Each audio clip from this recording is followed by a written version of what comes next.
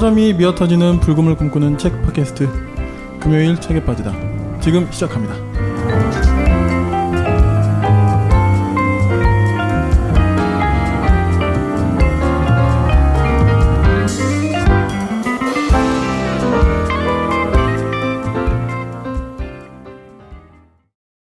네, 안녕하세요. 불금 PD입니다. 네, 안녕하세요. 제이입니다. 원래 이렇게 시작했었나? 모르겠어. 어떻게 시작했지? 저희가 지금 한번 녹음을 건너뛰고 4주 만에 한 달 만에 만났어요. 네. 예, 그래가지고 다 저 때문입니다. 아닙니다. 그 일이 생겼으니 어쩔 수 없고 굉장히 중요한 문제라서 그렇죠. 네, 다 이해가 됩니다. 전세대란 조심하세요, 여러분. 전세대란. 네, 요즘 어떻게 지내셨습니까? 네, 전 여름 되게 힘들어하는데 네. 이번에 그래도 여름이 어느덧 휙 끝난 것 같아서 갑자기 시원해졌죠? 네, 그래서 좀 당황하긴 했어요. 당황할 만해요. 사실 원래대로 하면 아니야. 근데 그때도 보면 그 입추가 딱 되니까 맞아요. 딱 시원해지더라고요. 24절기 진짜 최고예요. 네, 그러니까. 네, 그래서 다시 한번 동양권의 우수함에 대해서 깨닫고 네. 어떻게 잘 지내셨어요? 아, 저는 똑같고요. 진짜 똑같은 거 아니에요? 근황이 없어. 진짜. 저는 근황 그래도 오늘 근황이 있습니다. 저는 네. 고 이건희 회장님의 네. 이제 미술 작품들이 대거 이제 기증됐잖아요. 그래서, 몰라요. 네, 그래서 미술관에 이제 국립중앙박물관, 네. 그다음 국립현대미술관, 여기를 시작으로 해서 이제 한 바퀴 돈대요. 근데 그거 이제 한 달 전부터 이제 자정마다 이제 클릭을 해서 한 3-4번 실패했다가 예매를 한 달 전쯤에 해서 오늘 다녀왔습니다. 잘 지냈습니다. 어쨌든. 네. 저희 한 4주 만에 본 건데. 그러니까요. 요즘 요즘 읽었는데 좋았다. 이런 책 있습니까? 진짜 이번 여름은 좋은 책으로 가득 찼다. 네, 저는 밝은 밤, 네, 최은영 작가님 작품인데 네. 이거는 정말 제가 거의 수십 명에게 추천하고 돌아다녔고 인스타에서도 계속 올려놨었는데 정말 아름다운 작품이었고요. 근데 네. 이런 소설 별로 안 좋아하시는 거 아니었어요? 이런 소설이 뭐예요, 근데? 그러니까 약간 뭐랄까 좀 굵직한 서사를 좋아하신다 그랬잖아요. 이거 굵직해요. 아, 그래요? 취소. 아니, 잘라. 그렇죠. 자르지 마. 모르고 그냥 막 들이댄 거고. 아니 근데 이게 얼핏 보면은 네. 밝은 밤에서 다정할 것 같고 물론 그런 요소가 있는데 최은영 작가님이 정말 집요하게 그런 서사 구조를 만들어내셨어요. 그래서 4대에 걸친 모계를 통한 역사를 얘기를 하면서 개인 서사로 풀어내시는데 장엄하던데요. 그러니까 그래요. 네, 그래서 저는 당연히 너무 좋았고 강추. 네, 강추. 이거는 네. 제 인생책 됐고 네, 올해 벌써 저 연말에 할 거잖아요. 올해 읽은 올해의 책 이거 무조건 들어갑니다. 최은영 작가님의 밝은 밤. 알겠습니다. 벌써 2번 읽었어요. 2번? 네. 네, 너무 그래요? 좋아서 그래서 할머니한테 자꾸 전화하게 되는 그런 신비가 담겨져 있습니다. 알겠습니다. 네. 그리고 강화길 작가님의 또 대불 호텔의 유령. 저도 이 책 들어봤어요. 네, 이건 여름을 겨냥해서 나왔죠. 네. 그리고 실제로 작품도 너무 훌륭했고, 이거는 근대물의 고딕이 섞이니까, 네, 저도 정말 고딕 이런 거 좋아하시잖아요. 고딕 너무 좋아요. 대저택, 살인 사건, 유령, 악령 이런 거 좋아하는데, 그러니까 네, 다 담겨 있습니다. 어디니까 무슨 북유럽에 무슨 성에서 사셔야 될 것 같아요. 아니, 그럼 제가 악령이 되니까 방문객. 방문객은 죽잖아 보통. 죽어도 좋으니까. 죽어도. 아무튼 전 이 두 작품 정말 너무 이번 여름을 가장 좋은 의미로 기억에 남겨준 것 같습니다. 알겠습니다. 네. 뭐 읽으셨나요 최근에? 나 생각해 보니까 내가 이거 안 써놨네. 나만 썼어. 그러니까 나 뭐 읽었지 요즘? 저 이 책 봤네요. 네. 정세랑 작가님의 지구인만 에세이. 지구인만큼 지구를 사랑할 수는 없어. 그 책 좋죠. 에세이, 여행 에세이 그렇죠. 재밌더라고요. 네. 정세랑 작가님의 그 컬러가 역시 묻어나면서 은근히 재밌는. 네. 맞아요. 저도 재밌게. 작가님이 유머러스하다 이렇게 말하긴 좀 어려운데 근데 재밌어요. 뭔가 유머가 있는데 맞아요. 네. 막 유머는 아니야. 맞아. 근데 재미는 계속 있고. 네. 네. 그래서 여행 에세이 요즘 여행을 못 가니까 이런 거로라도 좀 읽어보시면. 너무 뻔한 소개였나요? 죄송합니다. 아니요. 그래도 나름 정세랑 작가님 그 에세이는 원래 정세랑 작가님의 평상시에도 자연과 새 이런 거 좋아하시기 때문에 그런 환경에 대한 내용도 나오고 저는 그 책 말미에 이제 얘기하신 게 나는 이제 여행 안 가셨고 꼭 가셔야 될 분들을 위해서 나는 좀 더 여행을 자제하는 삶을 살지 않을까라는 말이 또 좋아서 저는 약간 그냥 여행 에세이랑은 좀 더 다른 매력이 있어서 저도 재밌게 읽었습니다. 맞습니다. 뻔하지 않아요. 네네네. 저희가 지금 녹음일 기준으로 다음 주에 샹치가 개봉을 하거든요. 샹치예요, 상치예요? 상치는 싸먹는 상추고 상치, 네. 쌍치야? 샹치. 샹치. 예, 샹치가 이제 개봉을 하잖아요. 네. 네. 저희 블랙 위도우 편이 꽤 잘 됐어요. 조회수도 좀 나왔고 역시 우리 영화 유튜브 영화 팟캐스트로 가야 될까봐 책 가지고 백말 떠들어봤자. 근데 저도 소름인 게 네. 제가 어떤 책을 읽고 있어요. 예를 들어서 여러분 한번 해보세요. 제가 아무리 여기 최은혜 작가는 좋다고 하고 강하길 작가는 좋다고 하잖아요. 유튜브 치면 진짜 영상이 몇 개 없어요. 근데 영화는 망작이다 쓰레기다 하잖아요. 그래도 100개 이상 보여요. 아 그렇죠. 네, 그래서 그걸 네. 보면서도 이렇게 시장 차이나 컨텐츠화 되는 게 너무 차이가 커서 여러분 구독해 주세요. 구독 맞나? 팟캐스트도 구독이죠? 구독 있죠. 네, 구독이죠. 네. 구독. 좋아요. 정기원. 네. 상치도 있고 저는 이제 스파이더맨 예고편 아. 사건이 아주 재밌었잖아요. 네 그렇죠. 네 그리고 실제 예고편도 다시 나왔는데 너무 저는 헬로우 피터 하는데 진짜 진짜 날 데려가주세요. 닥터 옥토퍼스. 네 진짜. 네. 네, 그것도 사람들이 기대되고. 거기에서 약간 예. 그리고 심쿵한다고 폭탄. 하더라고요. 깔깔깔깔깔. 근데 본 지가 너무 오래돼가지고 저는 별 감정은 저는 없었어요 사실. 전 최근에도 한 번 다 봐가지고. 그러니까 제가 저 같은 경우는 스파이더맨을 그러니까 이게 되게 옛날 영화잖아요. 처음 스파이더맨이 2년인가 3년인가 저 그래요. 진짜 언제 봤지? 걔 주인공 이름이 뭐죠? 토비 피터 맥가이어인가? 그러니까 저기 죄송해요. 배우 이름이 배우 이름 제가 토비 맥가이어일 거예요. 하여튼 그 되게 옛날 영화라서. 진짜. 그리고 그때 당시엔 제가 마블 이런 것도 잘 모를 때고. 그때는 뭐 마블 그렇죠. 세계관이 예. 그랬으니까 그냥 스파이더맨은 되게 유명하니까 소니 걸로. 봤는데 사실 그때 당시만 해도 제가 쫄쫄이 히어로들 별로 좋아하지 않을 때라서 근데 영화는 재밌게 보긴 했지만 그쵸. 별 감정이 없었던 때라서 근데 좀 다시 보고 싶은 생각은 들긴 하더라고요. 12월 달에 다 나와. 봐야 되니까. 네. 뭐 이렇게 된 이상이 아니지. 나온다고 봐야죠. 나머지 나와요. 아니 다른 스파이더맨데. 다른 스파이더맨. 뭐 그건 거의 그렇겠죠? 공식화 돼가지고. 네네. 네. 스파이더맨 나오고 듄 나오고. 이래놓고도 안 나오면 진짜 4에 나오나? 그러니까. 근데 이게 보니까 저작권 문제 때문에 그렇죠. 이제 MCU에서는 스파이더맨이 아마 퇴장할 거잖아요.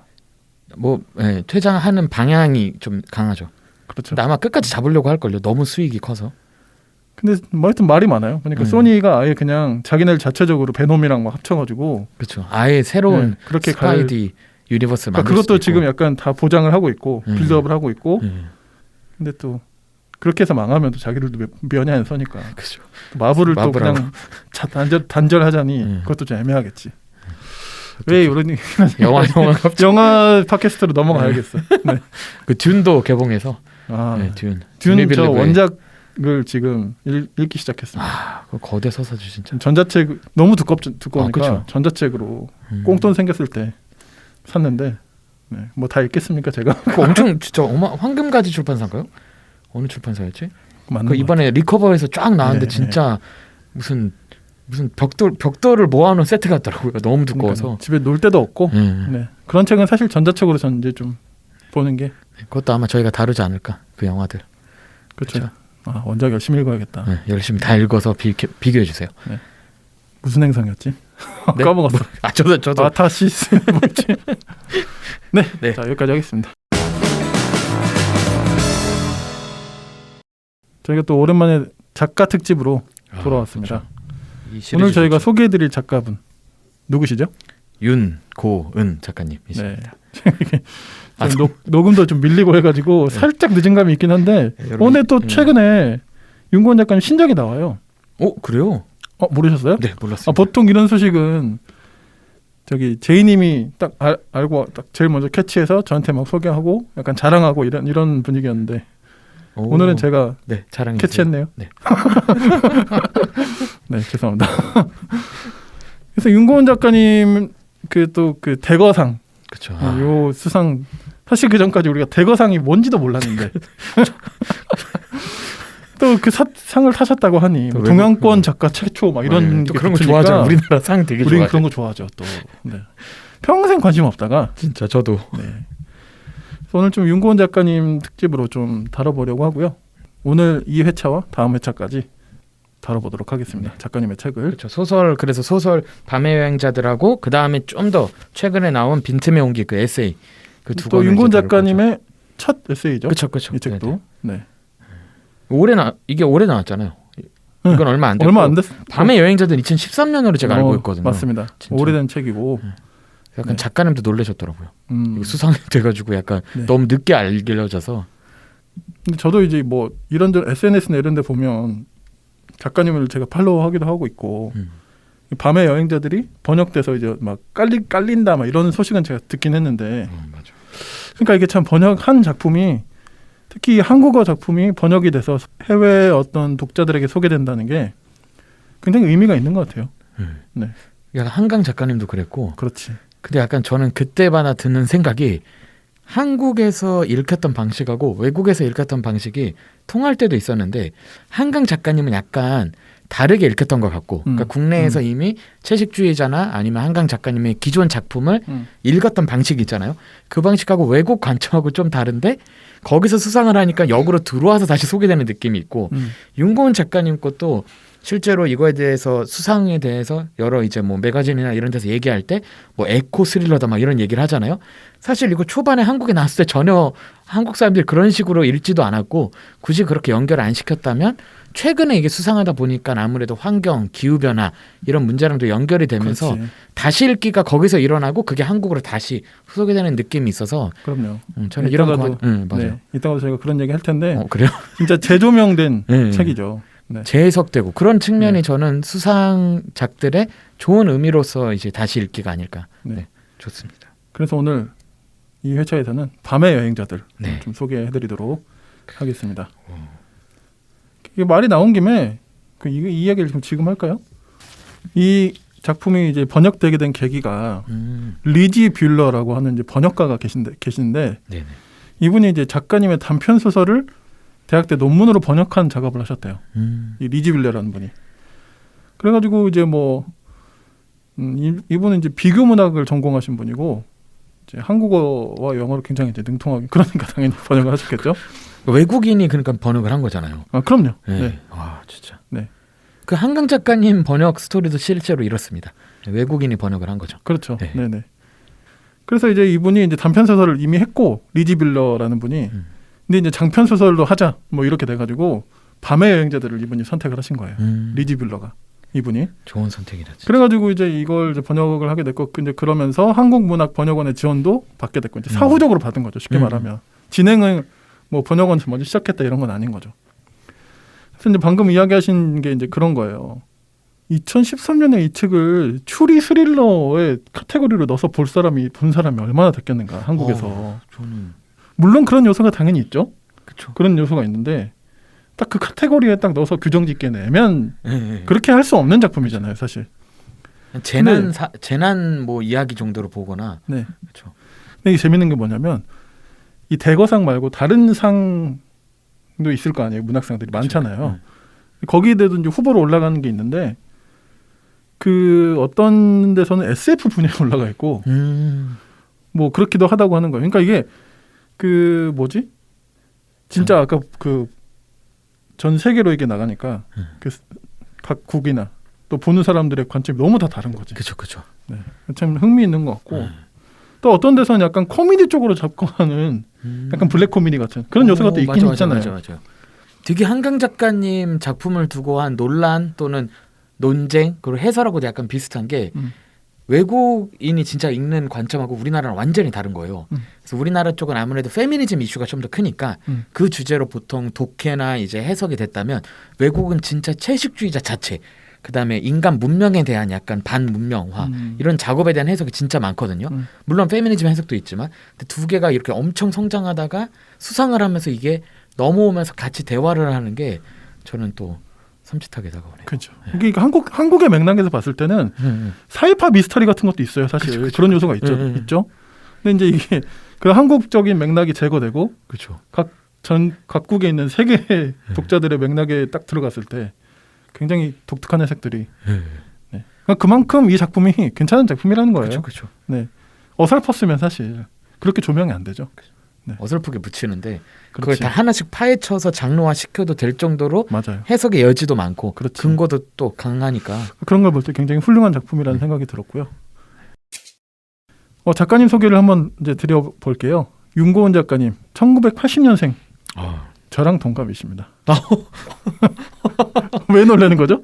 아니 저는 무슨 의미지? 80년대생 할 때 네. 나랑 10살 차이 나는구나 하는데 갑자기 저랑 동갑이다 했더니 아니 갑자기 그렇게 갑자기 거리감이 드신 거군요. 네. 네. 거의 제가 그 그렇게 세월이 먼 존재였습니까?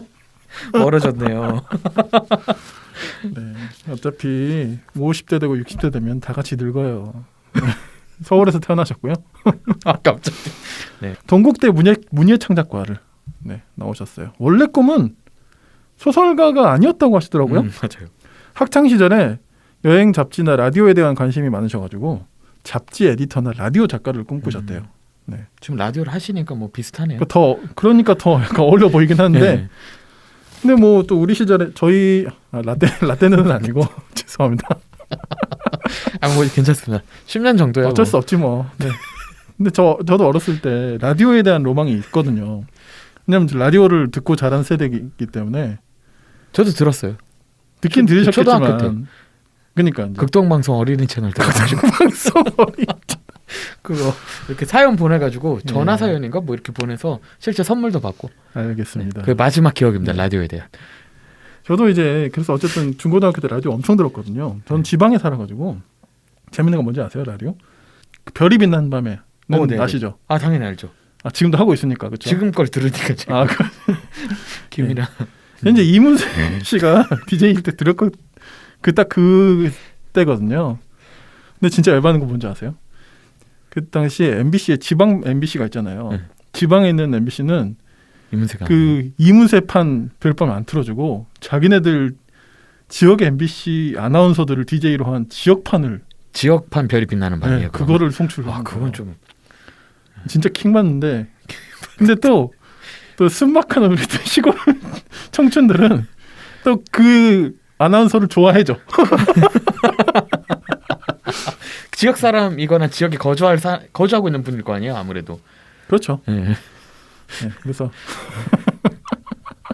이거 어떻게 끝내실 거예요, 이 얘기? 그래서 라디오 작가를 꿈꾸셨다고 하고요. 그러니까 이제 대학에 입학했을 때, 그러니까 내가 뭘 잘하는지를 잘 처음엔 좀 모르셨대요. 뭐 근데 사실 누구나 그럴 수 있지 않습니까? 그러다가 이제 뭐 교내에서 이런저런 활동하면서 이제 글쓰기도 하고 여러 글쓰기를 접했을 거 아니에요. 문예창작가니까 특히 그러시겠죠. 한 2학년쯤 돼서야 내가 소설이 맞구나. 그러니까 그걸 좀 깨달으시고 본격적으로 좀 이렇게 소설을 쓰셨다고 하더라고요. 이분이 좋아하는 작가가 굉장히 많이 여러 군데서 많이 언급을 하시던데 마르탱 파주라는 작가를 좋아하신다고 합니다.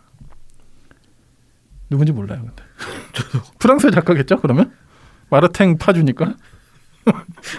좀 조사 좀 하고 올까 그랬나? 잘라 그냥. 아니 윤고은 작가님 조사하기도 힘들었어요. 자료가 별로 없어. 근데 또 너무 막 이거 파들어가는 것도 좀 스토커 같잖아요.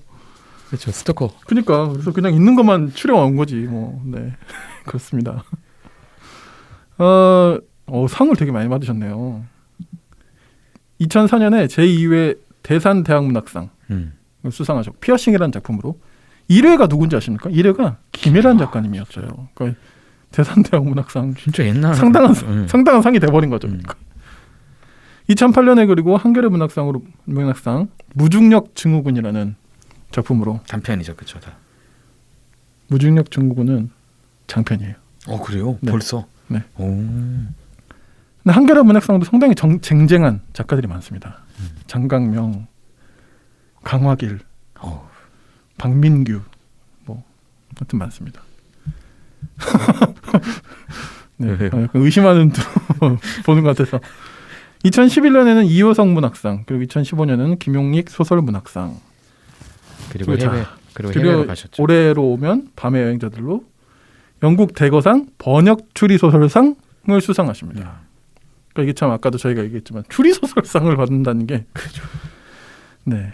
뭐 이제 그래서 이제 이거 이제 텄다고 하니까 막 매체 인터뷰를 막 하시잖아요. 이제 뭐 이야기를 들어보니까 이 시상식이 새벽에 진행됐대요.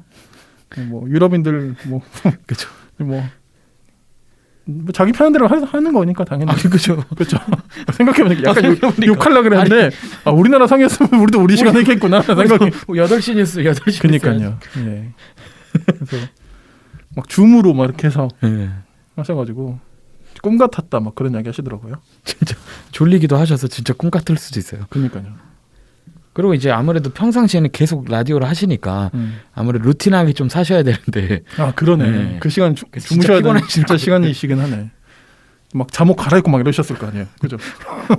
후드티 입고 막 이럴 수 없잖아요. 네. 이 대거상이 뭐냐? 영국 추리작가협회 CWA에서 주관하는 상이고요. 진짜 추리소설 상인 거예요. 진짜 완전히. 진짜로.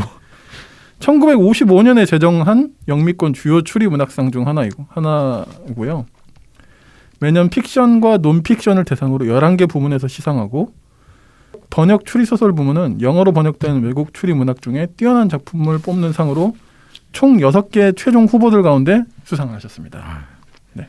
그 외에도 이제 다른 작품들 뭐 장편소설 무중력 증후군 아까 제가 말씀드렸고 밤의 여행자들 해적판을 타고 그리고 최근에 나온 에세이? 아니요, 그치 장편 소설인데 최근에 나오셨다고요? 지금 막 출간됐어요. 윤고은 작가님 책이 도서관 뭐였는데? 도서관 런웨이.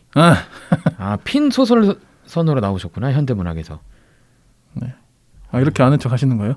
아니 이 시리즈에 왜냐면 이승우 작가님께 있어가지고. 네. 알겠습니다. 되게 특정 좋아하는 작가만 따라다녀서. 그러니까 같은 우리 지금 팟캐스트를 하는 멤버의 아는 척을 제가 이렇게 참지 못하고 죄송합니다. 뭐 단편 소설을 모은 소설집 1인용 식탁 알로하 늙은 자와 히치하이커 부루마블에도 평양이 있다면 제목이 좀 독특하시네요. 보니까 대체적으로. 다 특이하신 것 같아요.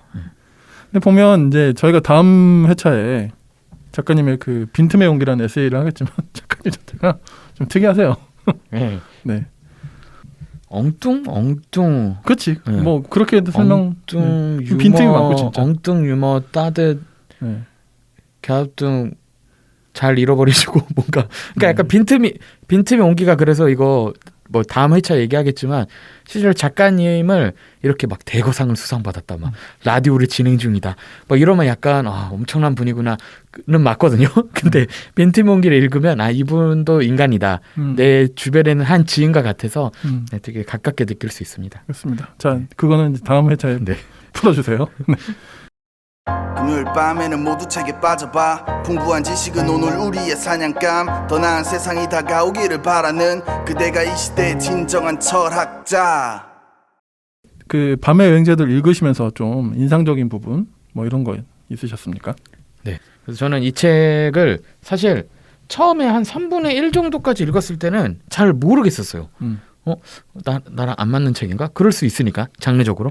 근데 한 중간 가면서부터 너무 재밌어졌고 막 음모 나오면서부터 그러면서 이제 갑자기 다시 읽기가 시작돼가지고 앞에 설정들을 다시 좀 노트에 정리하면서 읽었었는데 저는 우선 이게 배경이 베트남 배경에다가 그러니까 동남아죠. 근데 거기서 다뤄지는 이슈들이 약간 저는 오버 투어리즘 같은 주제들. 그러니까 오버 투어리즘 이슈는 사실 동남아에 살았거나 제가 또 필리핀에 살아가지고 그리고 동남아 여행을 자주 하신 분들이 깨닫는 게 그냥 관광업이 발전됐다 정도면 그냥 거기 현지인들 그러니까 거기에서 사시는 분들도 있고 관광이 가서 경제가 좀 사는 정도예요. 근데 오버 투어리즘이 뭐냐면 그 지역이 관광이 아니면 다 무너져 버리는 거죠. 그리고 사람들도 그래서 다른 생산적인 일을 하는 게 아니라 가이드를 하고 뭐 외국인 대상으로 하는 식당을 하고 그러니까 물가는 오르고 에어비앤비만 운영이 되는 형태의 도시 또는 지역들을 이제 오버 투어리즘에 의해서 문제가 일어났다라고도 표현을 하는데 사실 여기서의 큰 배경 중에 하나도 결국 오버 투어리즘이라는 상황이거든요. 이 무이라는 도시를 살리기 위해서 어떻게 보면 그 현지인들의 삶이 아니라 외국인들의 투자와 어떻게 보면 그들의 흥미를 자극할 만한 것들로 이야기가 진행이 되는 게 저는 그냥 배경이 그냥 베트남이 아니라 진짜로 그런 동남아의 상황적인 거랑도 이어졌고 그리고 이제 실제로 기후나 이런 걸로도 이어져가지고 저는 이 주제가 되게 오늘날 다시 읽기 할 때 되게 좋았어요. 그러니까 2013년 때는 제가 안 읽었었고 지금 이제 막 유럽에 막 홍수 나고 막 산불 일어나고 이러는 상황에서 이거 읽었을 때의 그 체감은 좀 더 달랐던 것 같아요. 실제로 이제 작가님이 2005년 경에 이때 뭐 그 대학 졸업할 즈음이라고 하시는데 신문에서 허리케인이 휩쓸고 간 마을에 여행을 간 사람들이 이야기를 접했다고 하시더라고요. 그래서 이제 그때 다크 투어리즘에 대한 좀 관심을 갖게 됐고, 그쵸. 이제 그냥 그렇게 살다가 2011년 이제 동일본 대지진 때 다시 그 소재를 떠올리게 돼서 이 작품을 이제 좀 쓰게 되셨다. 그런 이야기도 하셨고요. 실제로 베트남 남부에 무이네라고 하는 관광지가 있대요. 여기에 그곳에 사막이 있대요. 베트남에 사막이 있다는 이야기는 처음 들어봤는데 아무튼. 근데 이제 이분이 작가님이 진짜로 거기에 여행을 가셨는데 거기에 진짜 한창 리조트가 개발 중이었대요. 그래서 도로 한쪽에서는 공사를 하고 있고 반대쪽에서는 소가 풀을 뜯고 있는 어떤 그런 그냥 시골인데, 그러니까 이제 그게 이제 이 작가님의 어떤 뭐랄까 머릿속에 굉장히 좀 잔상이 남은 거죠. 그 개발 중인 관광지의 그런 이미지. 실제 배경을 좀 쓰긴 그래서 이제 가상의 지명을 만들었다고 하시는데 저도 그런 배경적인 부분들이 좀 인상적이기도 했고 정말 잘 살리신 것 같아요. 그렇죠. 반가웠던 나무가 있었습니다. 뭐죠? 교살자 무화과 나무. 이게 진짜 있는 나무예요? 진짜 검색했더니 뜨던데? 진짜? 네네. 네. 이게 뭐 영어 이름은 다를 거예요. 영어 이름도 약간 막 목을 조르는 무화과 나무로 아마 번역이 될 정도로 이게 실제로 이 나무를 한국인들이 동남아 여행 가면 어디서 많이 보냐면 그 앙코르와트 가면 엄청 많이 나와요. 그래서 막 그 돌로 만들어진 그 거대 사원들이 물론 인간이 버려가지고 약간 방치도 됐지만 이 무화과 나무 이 나무에 의해서 완전 다 부서지고 막 그 성전들이나 신전들이 다 무너지거든요. 근데 그거를 이제 보통 여행 갔다 오신 분들이 좀 충격적으로 알고 계세요. 그렇게 막 돌을 부수고 막 자라는 나무에 대해서. 근데 그 종이 이제 동남아에서 좀 자란다 하더라고요. 그래서 초기에 빨리 자르지 않으면 이제 실제로 이제 건축에도 위험이 될 정도로 나무들이 커지고 이제 자르기도 어려운데 그것도 살리신 게 되게 동남아적인 요소도 잘 가져오셨고. 네네. 제이님이 띄워주신 이미지 보니까 약간 반지의 제왕에 나오는 고대 나무 그 나무신들 네. 같은 이미지 같기도 하고 그러네요. 그렇죠. 살아있는 것 같고 약간. 그러니까. 네.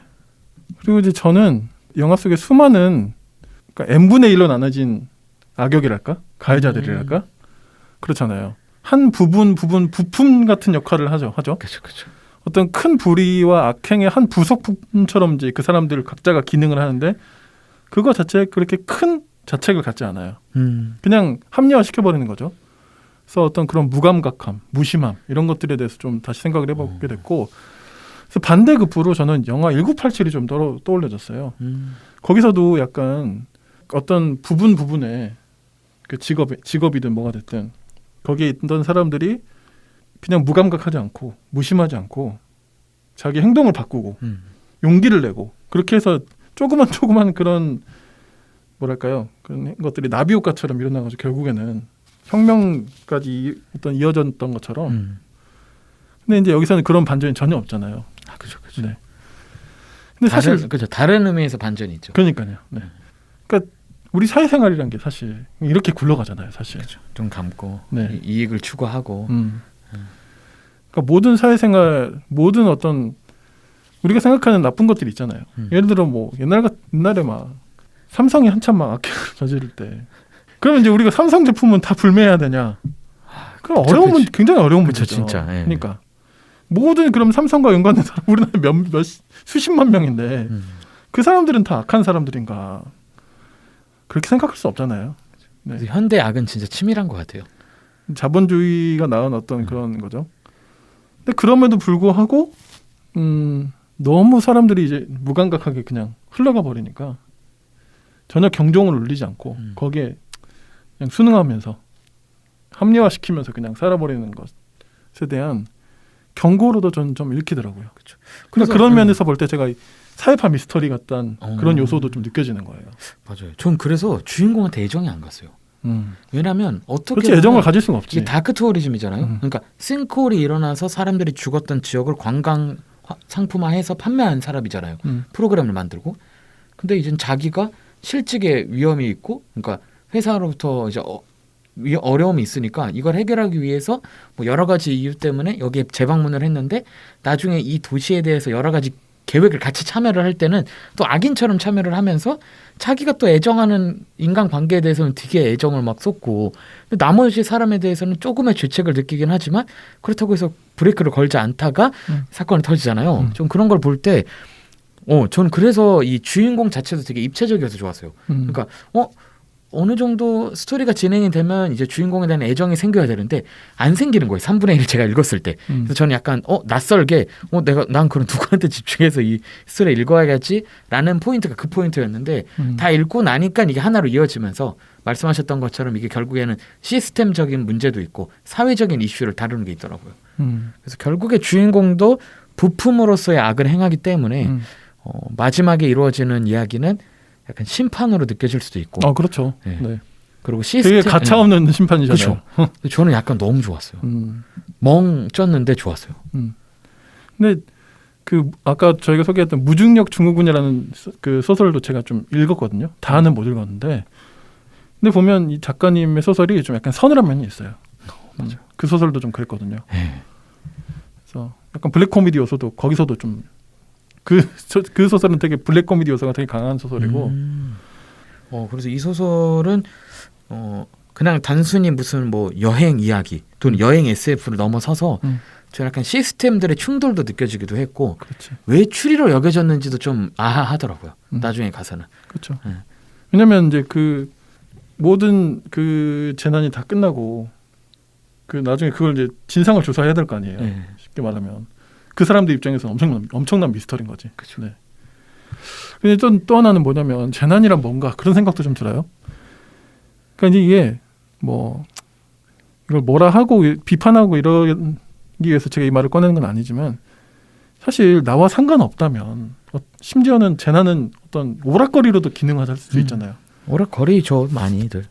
영화도 재난 영화가 워낙 많고. 네. 실제로 지금 올해 개봉된 영화 중에 싱크홀이라는 네, 영화도 있고 하니까요. 네. 근데 진짜 사람이란 존재가 참 아이러니한 건, 이런 큰 재난도 필요 없어요. 그냥 아주 작은 재난, 불행이라도 나에게 닥치는 순간 진짜 어마어마한 불행이 되는 거죠. 지옥이라 하죠. 그러니까요. 인간이란 존재, 뭐 인생사 이런 것들이 다 그렇긴 한데, 여기서 이제 이 요나도 이제 사실 그 부품처럼 기능하면서 그냥 그렇게 순응하면서 그냥 그렇게 있을 때는 전혀 그 어떤 뭐라 그래야 되죠? 죄책감 또는 그렇죠. 죄책감일 수도 있고, 인간을 향한 어떤 그런 동정이 생기려 하다가도 차단시키잖아요, 사실. 그렇죠. 그랬는데 자기가 사랑에 빠진 그 친구가 이제 위험하다고 딱 느끼는 순간 갑자기 이게 큰 부조리로 다가오게 되고 엄청난 재난을 내가 지금 만들고 있구나라는 죄책이 갑자기 밀려오고, 그러니까 그것도 굉장히 아이러니인 거죠. 하지만 전 좋았던 게 무능하게, 이거 다 얘기해도 되나? 해야 돼요. 무능하게 죽어서 좋았던 것 같아요. 그러니까 서사를 부여하지 않아 버리는 거지. 얘의 실수에 대한 책임을 결국에는 자연이라는 더 거대한 시스템 앞에서 그냥 그 모든 그 작전에 참여했던 사람들을 파멸해 버리잖아요. 자연이. 그게 그냥 약간 공정한 약간 느낌조차 들 정도로 저는 그런 측면이 마지막에 그래서 좋았어요. 그러니까 요나죠, 주인공이. 요나가 깨닫고 마지막에 자기만 딱 돌이켜서 그 재난을 막고 걔도 결국 그 구출하게 되고 키스하고 끝나죠. 그리고 그 리조트 관계자들 다 철컹철컹 뭐 이런 정의가 실현되고. 그러면 완전 그냥 그런 할리우드 영화가 되는 거지. 그냥 팝콘 무비가 되는 거지. 그러니까 맞아. 이렇게 부감샷 잡고 막 군인들 나와야죠. 헐리우드니까. 뭐 somebody help me 매달려가지고. 이거 뭐야? 그렇죠. 근데 저는 진짜 마지막에 이 교살차 무화과 나무가 마치 북유럽의 그 나무 신화랑도 연결이 될 정도로 상징적인 것 같아요. 그러니까 처음에는 그냥 저게 생기면 막 건물도 무너뜨리고 살 수가 없어 사람들이, 이런 말을 했는데 마지막에 그 모든 폐허가 된 장소에 그 교살차 무화과 나무가 살아있어요. 그래서 무너진 이런 막 탑들 위에 이렇게 자라고 있거든요. 근데 그거를 사람들의 힘으로 뜯었더니 또 뜯어지긴 해요. 근데 그때 또 그 사이에 껴있던 사람들의 시신이 두둑 떨어지는데 결국엔 요나의 시신은 없다. 이게 결국에는 약간 그 나무가 승리자처럼, 그러니까 자연이라는 무질서한 것 같은 질서가 그런 모든 인간들의 시스템이나 그런 것들을 다 좌절시키는 디스토피아적 그런 결말이 좀 되게 와우 멋있더라고요. 진짜 반지의 제왕 두 개 다 나무들이 나무 종족이 누구죠? 그 몇 년 전에 나왔죠? 이 사람이 아니 네. 윤고은 작가는 영향을 받을 수도 있고. 네, 뭐 작가님 우리 방송 들으실 일은 없겠지만 네, 편하게. 그래서 제가 인상적인 부분을 좀 한 대목을 가져왔어요. 한번 읽어드릴게요. 네. 사람들은 과거형이 된 재난 앞에서 한없이 반듯해지고 용감해진다. 그러나 현재형 재난 앞에서는 조금 다르다. 이것이 재난임을 인식하지 못하거나 인식해도 방관하거나 인식하면서도 조장한다. 지금 벌어지고 있는 싱크홀은 저편 사막이 아니라 보이지 않는 곳에 있었다. 그리고 또 한 대목은 요나는 고개를 끄덕였다. 최근 10년간 전 세계 재난재해의 81%를 차지한 것은 홍수와 태풍이고 사망자 수가 가장 많았던 것은 지진이었다. 그러나 그런 것들은 항상 일이었을 뿐 지금 요나에게 가장 큰 재난은 자신의 감정이었다. 네, 그래서 2013년에 나온 작품이지만 사실 이 작품은 뭐 어떤 시기를 타는 작품은 아닌 것 같아요. 그렇죠? 네, 약간 그 시대상을 알 수 없는, 시대상과 또 사실 상관이 없는, 어떻게 보면 약간 신화는 아니고 설화에 가까운 느낌도 좀 있고, 그렇죠? 뭐 이번에 대거상을 받으셔서 꼭 그렇다기보다는 지금까지 또 이렇게 윤고은 작가님의 작품을 아직 안 읽어보신 분이라면 뭐 밤의 여행자들부터 읽어보셔도 네. 가장 네. 대표작이기도 하고. 네. 너무 한 작가님을 내가 이제 뭐 입문한다고 할까요? 어떤 작품부터 읽으면 좋을까요? 뭐 이런 작품, 이런 질문 하기 마련이잖아요. 근데 뭐 그냥 너무 어렵게 생각하지 말고 그쵸. 일단 지금 윤고은 작가님의 대표작은 밤의 저는 여행자들이 판매량 순으로 읽어요. 되니까. 네. 근데 좋은 접근이에요. 네. 다른 사람들이 많이 찾는 이유는 분명히 있거든요. 헤세에 굳이 막 밝혀지지 않은 논문을 읽느니 그냥 대면 읽으면. 아, 그럼요. 그쵸? 네. 아, 우리 뭐 문학 평론가도 아니고. 그러니까요. 그리고 밤의 여행자들 읽어보시고. 그리고 또 만약에 책 읽기가 조금 부담스럽다. 그럼 윤고은의 EBS 북카페 그 팟캐스트나 되게 열심히 들으시잖아요. 그렇죠? 저는 왜냐하면 게스트가 진짜 많고 그리고 거의 매일 업로드되기 때문에 편하게 저도 듣고 있습니다. 그걸로 시작하셔도 좋습니다. 그 톤은 좀 더 에세이랑 어울리긴 해요. 네, 소설적 느낌은 많이 없지만. 그렇죠. 네. 저도 이제 그 윤고은 작가님이 최근에 그 책이라웃에도 나오시기도 했고, 맞아요. 참고하려고 들어보기도 했는데 작가님 목소리가 약간 성유리 씨 같은 약간 그런 목소리? 약간 비슷하던데? 그렇지 않나요? 성유리 목소리. 성유리를 모르지 않잖아요. 아는데 목소리가 그래요. 그렇군요. 마지막이 이렇게. 네. 핑클 나올 때 초등학생이었던 거죠? 핑크를 안 들었어. 알겠습니다. 개단 소리 했네요. 네, 이렇게. 네, 아무튼 마지막에. 네. 읽는 사람이 누구냐에 따라 그 사람이 인생, 그 사람의 어떤 뭐 배경, 그 사람이 일단 읽는 사람마다 감상의 포인트와 그 사람이 느끼게 된 이 책의 장르의 어떤 성격이 다 달라지는 소설. 네. 저는 추천하는 건 이게 추리상이잖아요. 어쨌든 그럼 뭘 추리할 수 있을까? 네. 네. 그리고 어떤 미스터리가 있나를 좀 더 생각하셔도 좋아요. 그것도 참 좋은 포인트예요. 네. 왜냐하면 딱 봐도 추리 소설의 느낌이 전혀 아니거든요. 그렇죠. 이 책을 또 집었을 때 제가 어떤 평 봤어요. 분석해 놓은 거. 그 실제로 셜록 홈즈로 대표될 수 있는 그런 어떻게 보면 미스터리 그리고 추리 소설의 장르의 특성하고 이 윤고은 작가님의 작품의 특성하고 연결시켜가지고 해석을 해놓은 게 있는데 그런 게 뭐 어떤 관점을 따라야 된다가 아니라 그래도 이게 수상한 맥락이 있을 거잖아요. 뭐 에코 스릴러일 수도 있고 근데 어쨌든 추리라는 요소가 있어서 장르적으로 이게 왜 추리인가도 보셔도 좀 더 재밌게 볼 수 있지 않을까. 왜냐하면 그냥 읽으면 그냥 재난 SF 같거든요. 근데 이게 왜 추리상에서 대표되는 대거상을 받았는지를 한번 생각해 볼 때는 장르적 해석을 해줘도 좋을 것 같아요. 그렇습니다. 또 우리나라도 지금 특히 제주도 리조트 엄청 짓지 않습니까? 지금도. 그렇죠. 네, 그러니까 이런 거 생각하면 남일이 아니에요. 네, 그래서 다행히 제 이 공항은 취소된 걸로 일단은 지금 그렇죠. 네네. 근데 또 누가 또 나타나가지고 이걸 또 추진해 될지 모르는 일이죠. 그래야 제주도 경제를 살린다고. 이게 참 쉽지 않습니다. 네, 쉽지 않습니다. 여러분 이럴 땐 정세랑 작가님의 지구인 만큼 지구를 사랑할 수는 없어 에세이 한번 읽으시고 더불어 살아가기. 네, 오늘 저희 금요일 책의 바지다 윤고은 작가님 특집으로 오늘 첫 번째 시간은 밤의 여행자들, 최근에 그 대거상 번역 추리 수설 부문 내가 써놓고도 기억이 안 나네. 번역 추리 소설상 그렇죠. 수상하셨던 밤의 여행자들, 오늘 저희 같이 함께 이야기 나눠봤습니다. 오늘 수고 많이 하셨습니다. 왜요? 아 이거 마스크 때문에 우리 옛날에는 마스크 안 쓰고 수고 많으셨습니다. 할 때가 진짜 편했구나. 그렇죠. 수고하셨습니다. 수고하셨습니다.